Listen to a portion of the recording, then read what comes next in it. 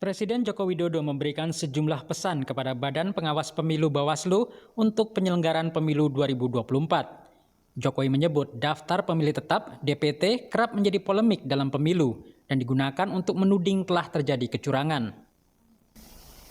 Tiap pemilu selalu menjadi polemik, selalu menjadi bahan untuk menuding ada kecurangan. DPT ini selalu diulang-ulang. Jokowi juga menyoroti soal praktik politik uang yang menurutnya sebagai salah satu penyakit pemilu.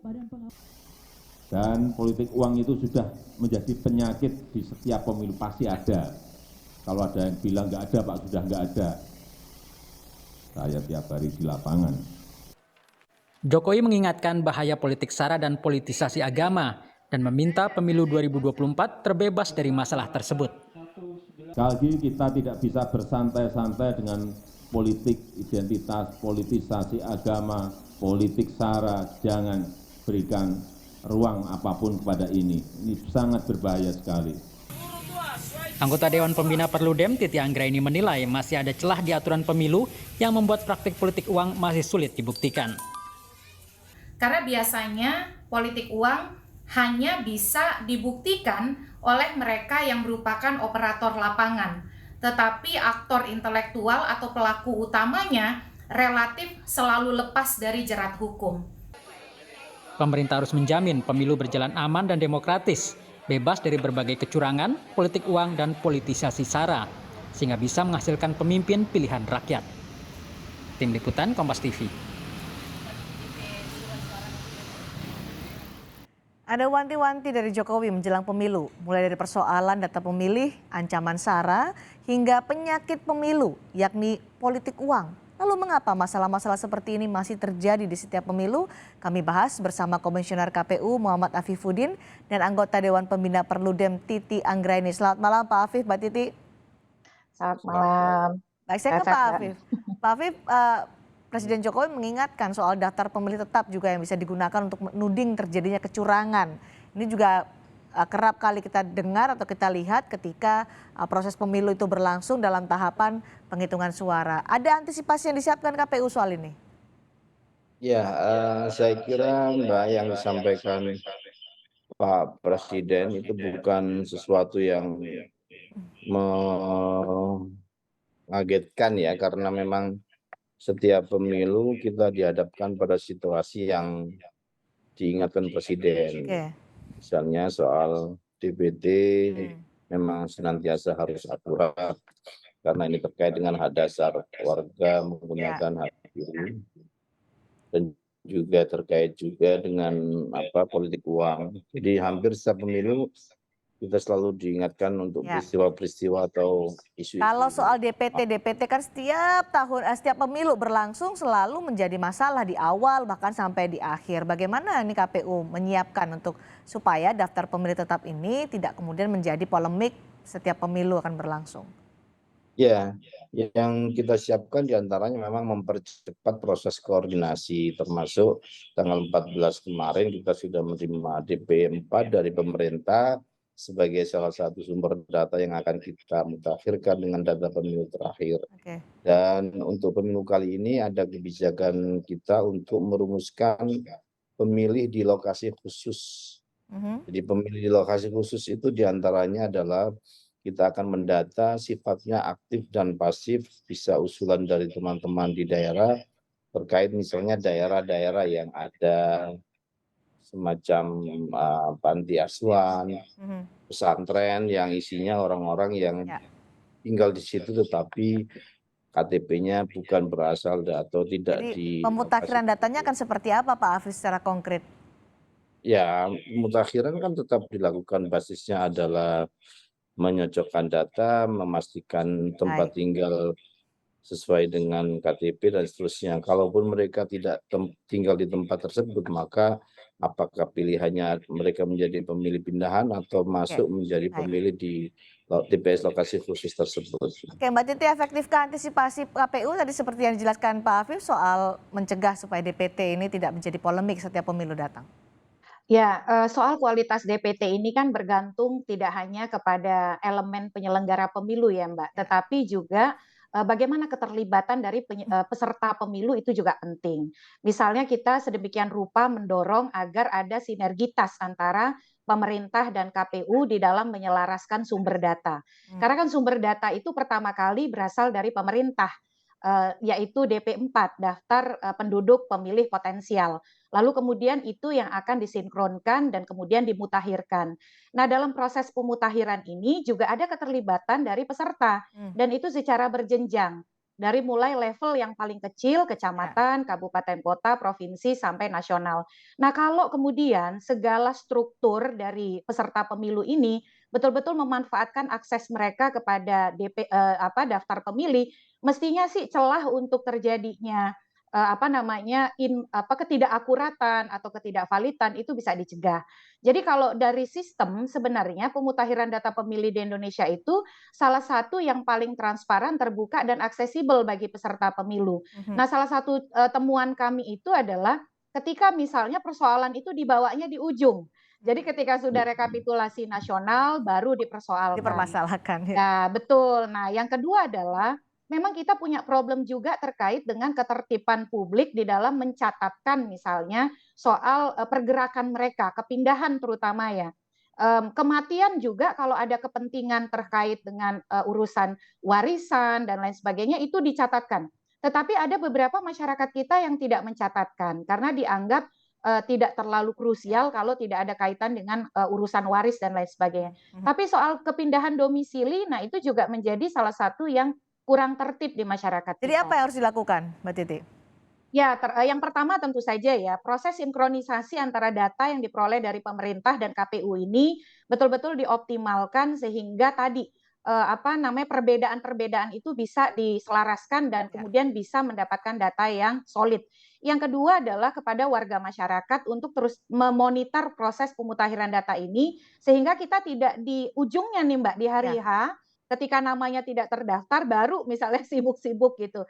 Dan yang berikut kepada partai politik. Partai politik ini kan aksesnya luar biasa, Mbak. Mhm. Mendapatkan salinan loh. Nah, Ya. kalau mendapatkan salinan dari unit yang paling kecil itu kan bisa dicek bersama dengan struktur mereka. Dan yang terakhir saya kira juga himbauan kepada teman-teman di penyelenggara pemilu, Mhm. bagaimana kemudian kelompok-kelompok marginal, kelompok-kelompok rentan ya, masyarakat adat, kelompok disabilitas, kelompok miskin kota, Ya. termasuk juga teman-teman dari misalnya transgender, Mhm. itu tidak ditinggalkan di dalam proses Oke. pemutahiran data ini, sehingga pendekatannya betul-betul komprehensif. Masih ada 2 tahun, masih punya waktu ya untuk bisa memperbaiki daftar pemilih tetap untuk menjelang pemilu 2024 ya, Mbak Titi? Betul sekali. Jadi Oke. ini walaupun kesannya masih jauh ya, Mbak, ya, Ya. tetapi kita tidak boleh abai karena ini lagi-lagi kecenderungan kita itu sukanya di ujung baru ramai ditambah lagi misalnya ada hoax, ada Heeh. disinformasi. Wah, ini kemarin yang sangat disayangkan itu 2019 termasuk teman-teman disabilitas mental itu kan Oke. terkena serangan hoax ya, seolah-olah Ya, ya. mereka, dipaksa, direkayasa untuk memilih padahal mereka memang punya hak pilih. Oke. Dengan ketentuan yang sudah dijamin oleh Mahkamah Konstitusi melalui putusan mereka. Tidak bisa dikebut dalam satu malam. Soal politik uang juga diingatkan oleh Presiden Jokowi soal menjelang pemilu 2024 yang terjaga demokrasinya. Apakah selama ini memang sulit membuktikan pelaku utama, Mbak, soal politik uang? Ya, ini politik uang ini memang kompleks ya, Mbak, karena tidak hanya soal regulasi yang masih membuka celah, misalnya saja 2024 itu tidak hanya pemilu, tetapi juga ada pilkada di tahun yang sama. Oke. Untuk pemilu itu, politik uang hanya bisa dijerat pada tahapan-tahapan tertentu, yaitu kampanye, masa tenang, dan hari pemungutan suara. Hmm. Dan yang bisa dijerat pun hanya yang memberi. Yang menerima itu tidak dianggap sebagai tindak pidana. Sementara kalau di pilkada, itu bisa terjadi di setiap tahapan dan juga bisa menjerat yang memberi dan menerima. Nah, itu jadi dari konstruksi normanya saja ada batasan-batasan. Termasuk biasanya yang dikorbankan tanda kutip itu adalah operator lapangan. Mhm. Tetapi aktor intelektual utama begitu ya, siapa yang menjadi istilahnya aktor utama di belakang itu sulit sekali untuk dibuka. Belum lagi kalau kita bicara masih terdapatnya perbedaan penafsiran antara pengawas dengan penegak hukum, Oke. kepolisian dan kejaksaan. Di 2019 lalu terdapat kurang lebih ada 69 kasus tindak pidana politik uang yang bisa inkrah atau berkekuatan hukum tetap. Artinya di antara segala keterbatasan itu mungkin untuk dilakukan penegakan hukum. Tinggal kita memperbaiki saja apa yang kemudian perlu diperkuat dan membangun sinergisitas yang lebih kuat di antara penegak hukum kita. Pak Afif, apakah sudah ada koordinasi dengan penegak hukum untuk bisa mengusut dan membuktikan politik uang yang disebut Presiden Jokowi sebagai penyakit setiap pemilu berlangsung? Ya, sebenarnya dari sisi penindakannya pasti ini pertama bukan persoalan hanya penyelenggara. Kalaupun dari sisi teknisnya teman-teman Bawaslu mestinya sudah melakukan banyak hal untuk koordinasi terkait masalah ini. Dari sisi kami di KPU tentu yang namanya penyakitnya pemilu pengennya kita antisipasi, kita hilangkan. Nah, tentu penyelenggaranya harus clear, kemudian pesertanya juga harus clear, dan juga pendidikan pemilih ke masyarakat. Yang kami beri catatan khusus adalah sebenarnya saat ini pergeseran praktek politik uang bisa jadi semakin termodernisasi, misalnya dengan cara memberikan sesuatu atau barang berupa top up, atau di satu daerah pernah dulu ada namanya pemberian semacam token listrik ke rumah-rumah pemilih dan seterusnya. Nah, ini yang harus kita antisipasi, modernisasi metode pemberian. Apakah bentuknya Oke, uang atau barang. harus diantisipasi, tapi bentuk antisipasinya sudah disiapkan seperti apa, Pak Afif? Ya, ini kan tugas semua kita. Sebenarnya kalau sisi penindakannya ini teman-teman Bawaslu domainnya. Harusnya Oke. dihadirkan di forum ini. Oke, tapi kan KPU juga harus punya koordinasi juga dengan Bawaslu, kemudian juga penegak hukum untuk bisa meminimalisir kalau memang disebutkan sebagai penyakit pemilu, paling tidak 2024 diminimalisir lah soal politik uang ini. Ya, pendidikan pemilih paling mungkin. Karena ini kan tidak bisa hanya satu sisi saja dari apakah pemilihnya saja atau peserta pemilunya atau tim suksesnya tadi. Karena sebenarnya ini kan bukan persoalan baru. Karena bukan persoalan baru, maka kita sudah punya pengalaman sejatinya terhadap situasi-situasi yang pernah terjadi. Maka menyadarkan atau memberi kesadaran publik untuk kemudian mengantisipasi agar pemilih ini tidak menggunakan kecurangan lewat politik uang dan seterusnya, ini harus menjadi kesadaran kita semua bahwa di setiap tahapan pemilu yang namanya politik uang itu selalu menjadi kerawanan tertinggi, sebagaimana antisipasi atas penggunaan isu-isu SARA dalam pemilu ini selalu kok muncul. Isu SARA ya, Jadi tadi Anda sudah menyinggung soal isu SARA, politisasi agama juga jadi poin yang disampaikan oleh Presiden Jokowi. betul. Bagaimana bisa mengupayakan agar hal-hal itu tidak terjadi di pemilu 2024? Ya, kalau kami ya tentu konteksnya pendidikan pemilih, termasuk di isu-isu kampanye yang kita rumuskan. Maka misalnya nanti peserta pemilu tidak boleh atau tim sukses tidak boleh menggunakan isu-isu SARA ini. Adapun hal penindakannya tentu domain ini kita harus bagi tugas, begitu ya. Bagi tugas kenapa? Ada hal-hal yang bisa ditindaklanjuti dari sisi pidana pemilunya melibatkan tidak hanya teman-teman Bawaslu, tapi juga kepolisian dan kejaksaan. Jadi dari sisi kami di penyelenggara, kita kuatkan pendidikan pemilih, kita kuatkan partisipasi penyadaran publik yang isinya itu bagaimana tidak menggunakan isu-isu SARA yang membelah, yang mudah sekali membakar emosi publik sebagai bagian dari komoditas untuk kampanye di tahapan-tahapan pemilu. Baik, Mbak Titi, singkat saja, menurut Anda apakah SARA dan politisasi agama masih marak di pemilu 2024? Potensi itu tetap ada, Mbak, karena kenapa? Masa kampanye itu sangat pendek ya. Masa kampanye itu hanya 75 hari. Sementara kompetisinya makin ketat, partai politik makin banyak dan peluang untuk masuk parlemen tentu makin berat. Termasuk juga menjadi calon terpilih. Jadi godaan untuk melakukan jual beli suara dan termasuk juga mengedepankan politik hegemoni identitas. Yang bahaya itu kan ketika dia disertai kebencian. Ya. Jadi diolah emosi sedemikian rupa dari pemilih kita untuk kemudian mendapatkan simpati dan memilih yang bersangkutan. Nah, oleh karena itu memang politik gagasan berbasis program ini harus menjadi pendekatan yang mainstream di masyarakat kita.